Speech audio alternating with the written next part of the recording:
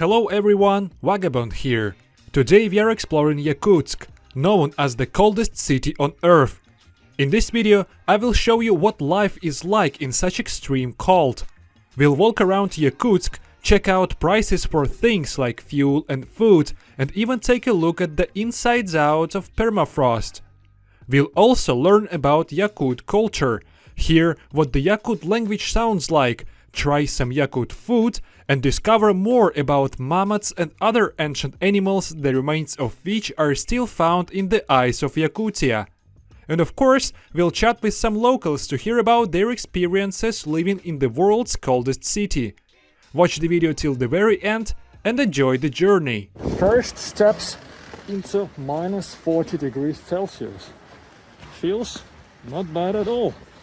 This is the main building of the Yakutsk airport. And this is the square in front of its entrance. How lovely. Even though currently I'm wearing several layers of clothes, it's still not enough. My hands are freezing after 1 minute on such a frost. Currently we see something very local. This kind of cover for cars, which is called Natasha, is used here in Yakutsk during extreme low temperatures, because this is the only way to keep some heat for the car, for the engine to turn it on. Otherwise, if there was no such a blanket, the cars would just turn their engine on, and they will just be in this kind of dead condition till spring, till the heat wave. By the way, these blankets for cars have a space for the emission pipe, which means that engine is permanently on, and despite the fact that the car is covered by this blanket, it's still working. Alright, the plan is simple. I'm going to take a bus to the city center of Yakutsk. This is the bus stop, also heated one, so here is the room where you can wait for the bus in warmth. Okay, there is my bus, let's get in.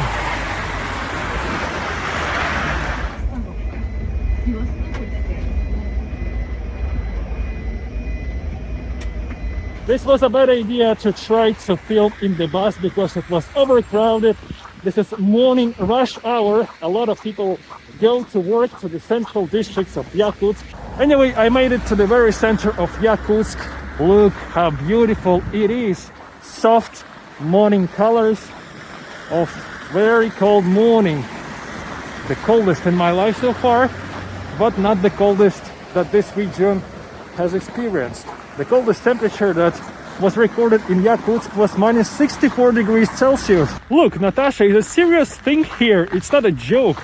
There is a lot of them. Many cars are covered with these blankets. Car owners also paint the license plate number on the side of Natasha to somehow identify the car. What an amazing street art on the facade of a residential building dedicated to the preservation of local culture. The population of Yakutsk is more than 3,500,000 people, and 60% of them are Yakuts, and 25% more or less are Russians. Yakutsk was known as the Russian outpost in eastern Siberia for a long time. For a long time it was the base for Russian conquerors of Siberia. That's why we can find a lot of wooden examples of quite Russian architecture. Actually, some corners of Yakutsk look vibrant. Look, this is the classic Russian wooden architecture. And here is the Orthodox Cathedral. Скажите, а как нужно одеваться вот в такой мороз? Хотя, наверное, по местным меркам это даже не мороз. Ну, как обычно. Это стандартная тут температура, да? Ага. Minus 40. Actually, I like the concept of putting carpets on staircases. Probably it is made to make it less slippery, and it should definitely work because you can see carpets pretty much everywhere, even in buses. By the way, this is me 30 minutes after being outside. Well, I'm not frozen yet. It's pretty good. I would say that local minus 40 degrees feels like minus 30 or maybe even 25 in my area. But here is no wind, and this is the great advantage of Yakutsk. And this is Mr. Lenin, the leader of Russian Revolution. I would be surprised if I didn't find him in Yakutsk. So here it is in the very center of the city, enjoying local frost. I got to this kind of the warm space for a while to heat up my camera. I'm filming this entire video on Google Pixel 8 Pro, and so far so good. I mean, it's filming in a pretty good quality. However, the smartphone and camera especially is getting frozen within 20-30 minutes outside. That's why I have to heat it up pretty frequently. Otherwise it wouldn't be possible to film, because not a single amateur camera is designed to film in such environment. I'm not even trying to film something on my GoPro because it will die in a minute or two at maximum.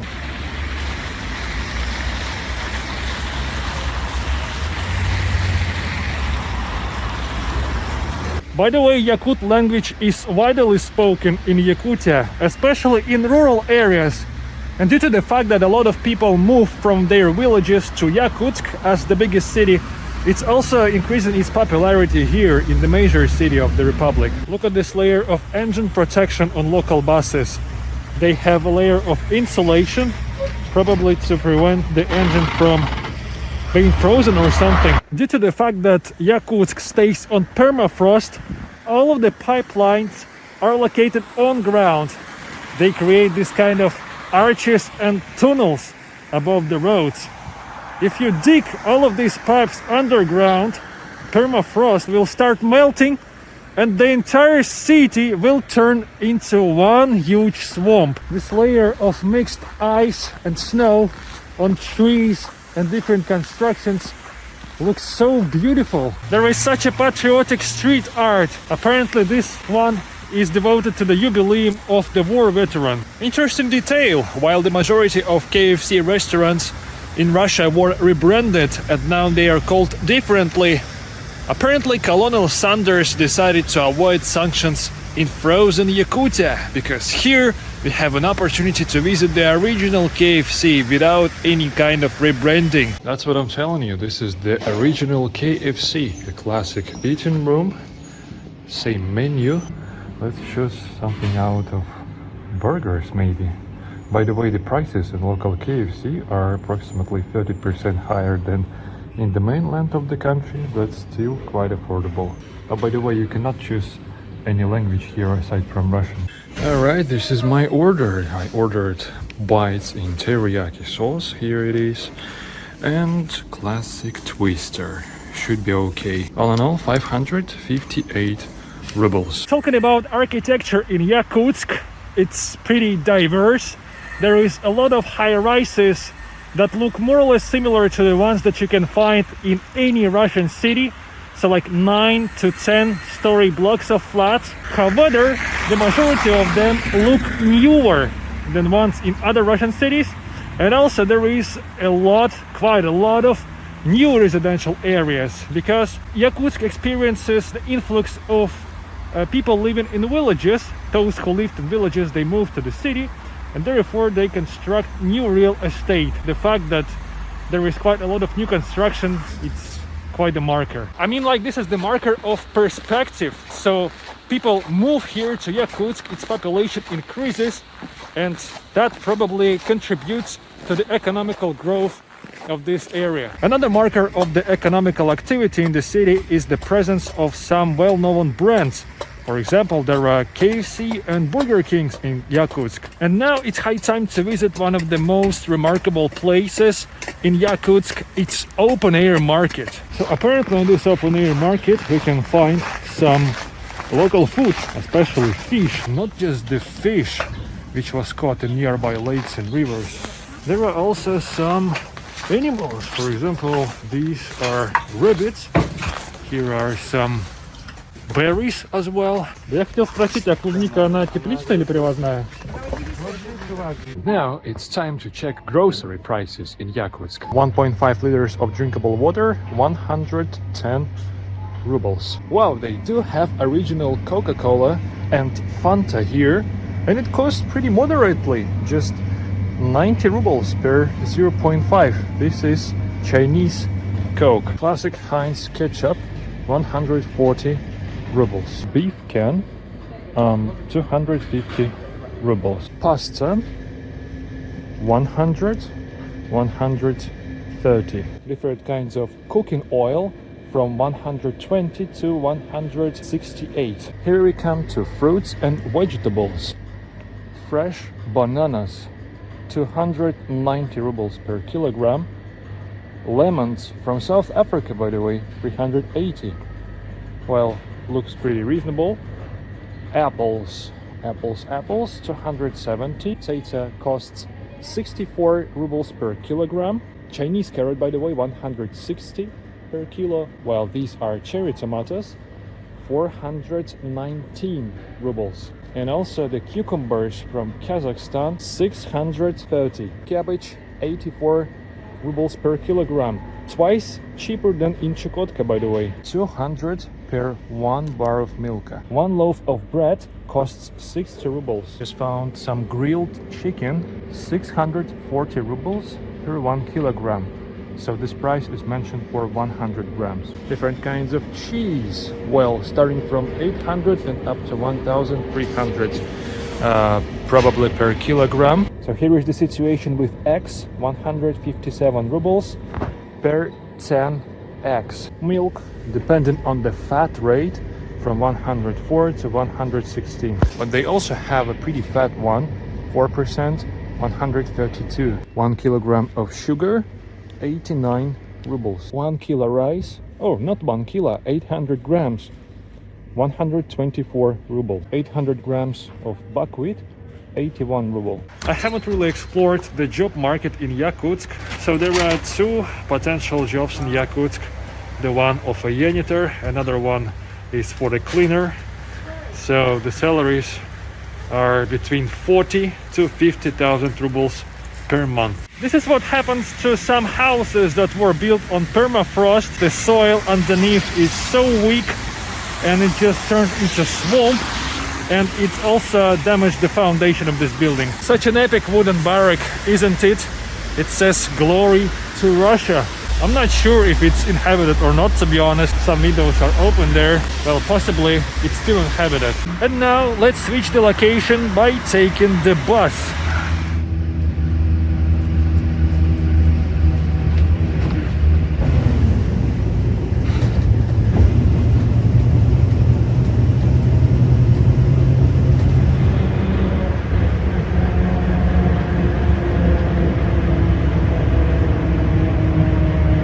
By the way, let's talk about gasoline prices in Yakutsk.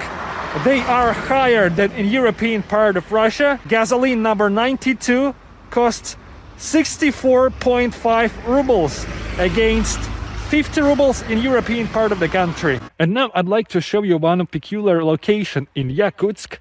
This is the entrance to permafrost, which is located inside this mountain. In terms of Soviet Union, this used to be some kind of the natural refrigerator where they stored food, and now it was turned into a museum, so we are able to enter the actual permafrost. So in this tunnel underground is the permanently negative temperature.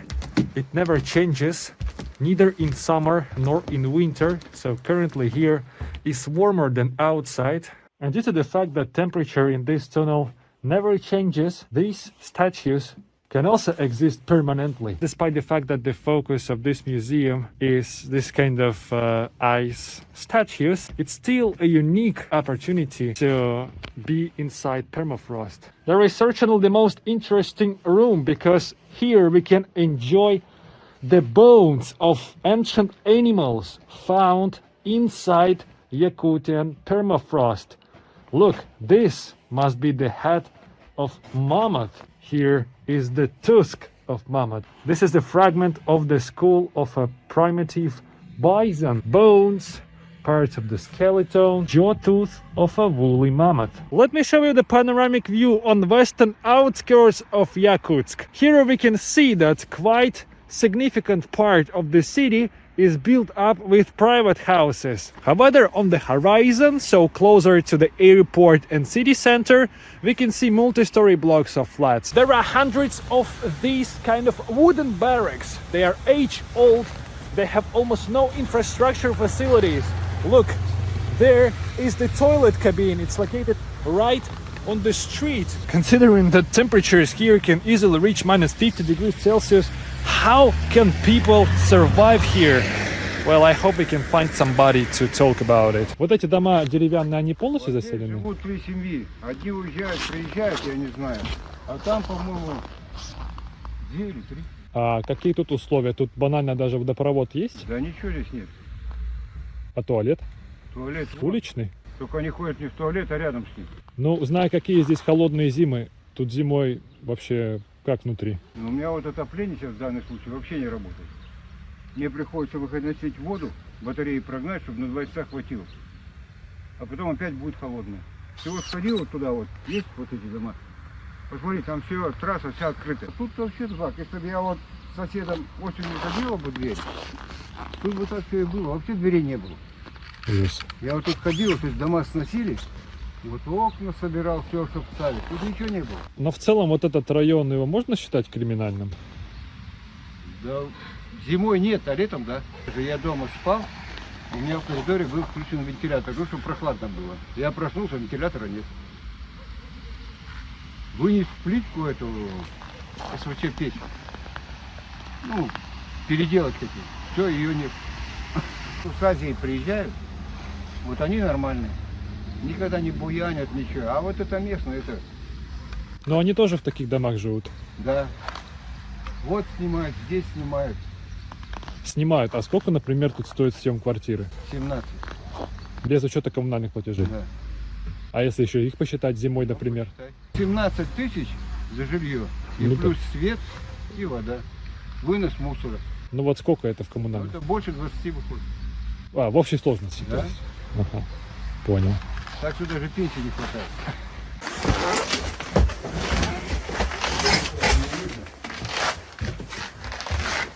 Тут все переехали, кто светит, кто куда, кто снимает где-то. А вот я сейчас стою и прям влево тянет. Ну это как раз то, что уклон. Да, А летом подъезд не затапливает?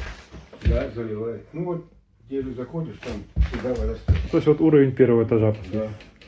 Ну вот почему соседи все уехали. The living conditions of some residents of Yakutsk are undeniably terrible. I showed these shots in order to draw attention to the living conditions of the poor outside of Moscow and St. Petersburg.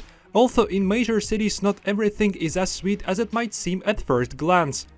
This does not mean that all of Russia lives in barracks and goes to the toilet outside, but the total number of people who do not have a toilet in their home is still large, approximately 6 million families. I hope that authorities of a country that claims to be a great power will not forget about the everyday problems of their own citizens. It seems that I have found the worst place where you can film panorama in Yakutsk. Oh my god, I cannot imagine how is it inside this house. Seems to be the newly built house instead of these wooden barracks, but it also looks disgusting. Even though I have already shown to you wooden barracks in quite poor condition, not all of the wooden houses in Yakutsk are that bad. Some of them are pretty well maintained. Possibly it happens because the wooden barracks in poor condition are owned by municipality and people only have their apartments there, but not entire houses. But it's clear that this district is full of private houses. Having explored the old district of Yakutsk, I went to one of the most interesting museums I have ever been to. Welcome to the Mammoth Museum of the Northeastern Federal University. This museum contains an amazing collection of finds by Yakut scientists who discovered countless remains of ancient animals in the ice of permafrost, the study of which made a significant contribution to the development of understanding the past of our planet. In the University Museum you can see the skeletons of mammoths and rhinoceroses, as well as body parts of other ancient animals that inhabited the lands of Yakutia tens of thousands of years ago. One of the main discoveries of the university was the extraction of animal remains in almost original form with preserved skin, hair and blood vessels. Scientists' best findings are stored in a special room which maintains a constant temperature to avoid further tissue decomposition. A tour of the museum was conducted by a scientist who participated in expeditions in different areas of Yakutia. I experienced real delight from visiting the museum and the opportunity to see and sometimes even touch such antiquities. Having visited the Mammoth Museum in Yakutsk, I bought 2 souvenirs. Actually, I rarely do so, However, this is the unique situation. So I bought this kind of trinket made of the bone of mammoth and the bookmark that contains original hairs of mammoth. In the evening, I went to dinner at one of the best restaurants in Yakutsk called Makhtal to try Yakut cuisine. The very first item on the menu was stroganina, a local snack in the form of frozen broad white fish cut into thin slices and eaten raw. Stroganina would be an ideal appetizer if served with strong alcohol, especially vodka, but since I had no desire to drink alcohol, I preferred to eat stroganina without anything, which I even regretted a little. No spices were served with the stroganina, but the fish seemed moderately blunt and at least didn't have a clear taste of a river. I will give it 6 points out of 10. The next dish was omul in duff with garlic sauce. The pie had a lot of filling, the fish was juicy, and the garlic sauce complemented it well. Since I'm not a fan of fish, I cannot rate the dish higher than 8 points out of 10. Nevertheless, it was tasty enough and satisfying, so I would recommend to try it. For my drink, I ordered blueberry tea. It turned out to be the most delicious tea in my life, 10 out of 10. The main dish of the evening was venison in a frying pan with baked potatoes and vegetables. The venison tasted like beef, with less fat and milder flavor. It was again delicious, but I didn't experience any wow effect from the dish as I did from tea, so I gave it 8 out of 10. Finally, kerchekh with blueberry jam was served for dessert. Essentially, kerchekh is a whipped cream. But I had no idea about this because I had never eaten whipped cream before. Dessert was the main disappointment of the evening because it was too bland. Blueberry jam could have saved the situation if it had been the main ingredient of the dish and not a secondary one. Therefore, I cannot give more than 4 to 5 points for dessert. In general, I can recommend trying Yakut cuisine in the restaurant I visited, especially if you know exactly what you want to try. Dinner at a Yakut restaurant cost me 3,300 rubles. I went for my last short evening walk in Yakutsk to catch some urban vibes. The traffic here is so heavy. Not surprising that this is the biggest city located on permafrost. There are traffic jams, by the way, and quite a lot of people on the streets. In the evening, I realized that I still had not recorded a single video in which the Yakut language could be heard. It turned out that on the day of my visit, National Language Day was celebrated throughout Russia and in Yakutsk in particular. A free concert was held in the House of Friendship of Nations in Yakutsk, the participants of which performed songs and speeches in different languages, including the Saha language. Let me show you what the Yakut, aka Saha language, which belongs to the Turkic language family, sounds like.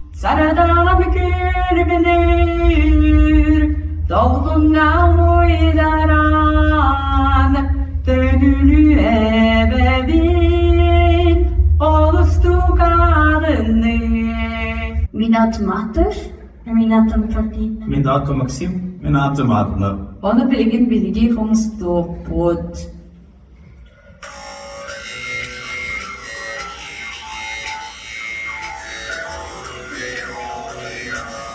All of a sudden I visited the concert where representatives of different nations, mostly Turkic and Asian ones, sung their songs, and that was one of the ways to popularize local languages. And it's true that this is very important to speak them if people want to preserve their culture, and I admire Yakuts for the fact that they do so. I wouldn't recommend you to come just to Yakutsk without exploration of other places in Saha Republic, because it's massive and it has a lot to offer. So plan your journey carefully to include both Yakutsk and countryside.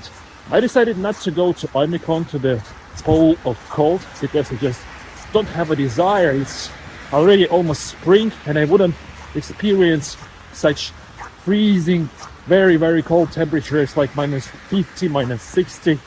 So I postponed it for the future. So the best time to come to Yakutsk to experience all of its authenticity would probably be the very middle of winter, so let's say late December or January.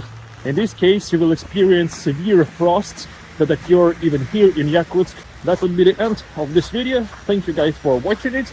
Don't forget to subscribe to my channel, hit the bell not to miss new videos, and stay tuned till the next journey.